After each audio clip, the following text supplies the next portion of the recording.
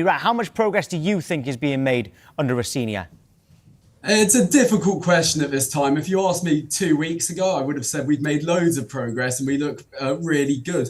But the last two Prem games have shown a little bit of the insecurities we do have on our team. And the main two are one, dropping points from winning positions. We've dropped 19 so far this season, 17 of which have been at home. And that's not a team that can win a title if you're doing that. And the second thing is, as we saw against Burnley, we still got a bit of that ill discipline. I mean, we are one red card away from becoming the most red carded or joint most red carded team in the Premier League with QPR. And I was going to ask you this one, Tom. Do you know who the other team is? A bit sluggish, I think it's fair to say, against Burnley. And it wasn't a huge surprise when they conceded late on in that game, despite the fact that Burnley are second bottom. Now, what Rosenior did there, he allowed some of his players some time off in the league leading up to it. 3 of the players were pictured in a nightclub in Dubai. With that kind of thing, can it have a negative effect on the performance? Do you think it did have a negative effect, the fact they had some time off before it? There's always going to be questions because you're looking at it, when you look at it from afar, I'll tell you from the inside, it's always a positive thing when your team and the learning moment is rewind back, Chelsea. Last year, went a full season and then went straight into a summer tournament. Yes, they went and won. They went all the way till the end. Now, when you play that many games and you go so far in 2 different tournaments, then you're straight back into a Premier League season with the Cups also coming into play in the last few months. You have been going for so long. Your body still is a machine and eventually it's going to get tired. I'll tell you from a player's perspective. Player's perspective, I think it's great because you need the specific rests in the season. Otherwise, your body will break down. And that's where I feared for Chelsea when they went and won the World Club Championship. I was looking at it, I'm thinking, in around October, November, they're going to get some injuries. They did. Look at some of the injuries that they've gotten this season, especially with Palmer being one of the top players. He's felt a lot of injuries this year. And then now you're into end of February, going into March, you're going to need specific breaks. And I think it's actually great management for Liam Rosenior to look at that and think, I see players that they really need the body to shut down for 2 or 3 days. And guess what?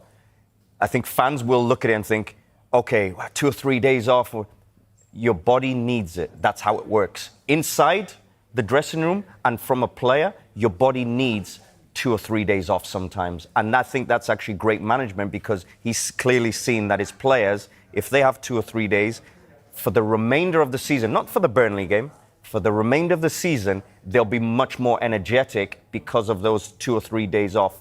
And you need it. And listen, there's so many games and that's why. But listen, Chelsea right now, of course, they need to perform. They need to be better than they were against Burnley. And I think Liam Rosenior's he's only been in the job a few months. I'm glad you said he did the right thing there because if they'd won, he probably would have been hailed a genius. Because they didn't win, it's like, well, why did he allow that? Because sometimes teams in relegation battles have a break. If they survive, that manager is applauded for that. If they don't survive, it's like, well, why weren't they working hard? And so I'm quite glad you said that, even though they didn't win. How do you think he's done so far since he's come into Chelsea? I think he's done a really good job, to be honest with you. I was very interested to see how he would do, and knowing him, and I covered some of the Hull games as well, watched him at Strasbourg as well. I think he's a young manager who's working his way towards to try and become a top manager. And he was on that path, and his teams play very good football, and that's been no different at Chelsea. And I think he's really learning the ropes. He's really developing, and I think it's too early to class where he's at. But if I was to say it, I think he's been very, very good so far. I think next season will be the test. From day one next season, after pre-season, once the Chelsea team comes in, I think that's going to be the real test. Okay, what do you have now? Where are you taking us? Which direction are you taking us? But I do like how Chelsea play. They always score goals. I think they've got some things to work on, especially their discipline. Discipline is very, very bad, let's face it. with the amount of red cards that they've got this season, whether it's from the players themselves or just within the dressing room, but the discipline is very, very poor. It means it's slowing you down because those players are not available. And also on top of that, they've had one of the most challenging years with playing in the summer, last summer in America in the World Club Championship. So a lot of tiredness and injuries and red cards affecting Chelsea. Sky Sports have partnered with Finalysis to discover true facts.